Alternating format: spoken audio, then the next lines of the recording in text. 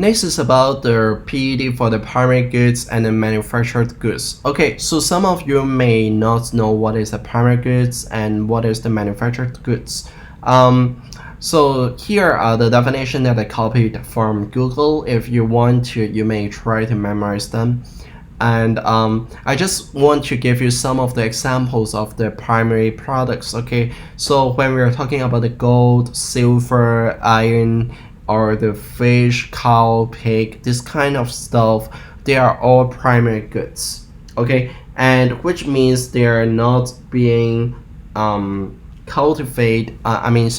Not being manufactured by the companies or the individuals. So basically, you just take it from the earth.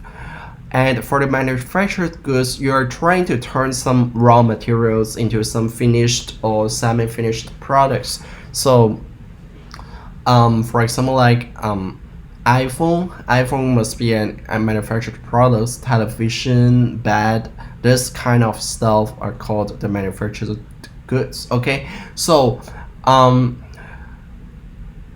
I think it is easy for you to distinguish between the primary goods and the manufactured goods, I believe. Okay, so why the primary goods are having more inelastic demand curve, and why the manufactured goods have a more elastic demand curve? And the reason is as follow. Okay, the first reason is because the manufactured goods usually have a higher price. So if you buy an iron bag, a piece of iron, it will be very cheap. But if you try to make it and turn it into a car and sell to somebody else, then the price will be high. And as we know that the higher price will be more elastic that we have been discussed, so manufactured goods will be more elastic than primary goods. That's the first reason.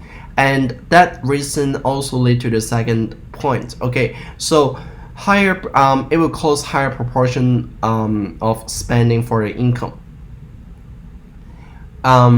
So just remember, okay, so when the price goes up, of course it occupies the higher proportion of your income, and that makes it to be more elastic.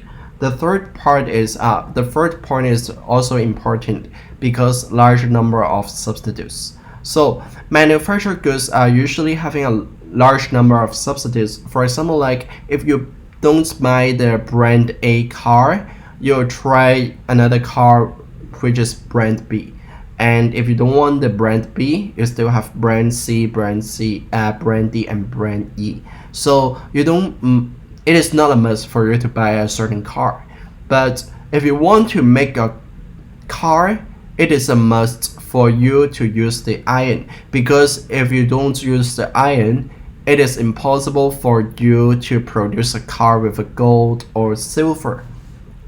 So that makes the demand for the primary goods to be very inelastic and makes the manufactured goods to be relatively more elastic. Okay,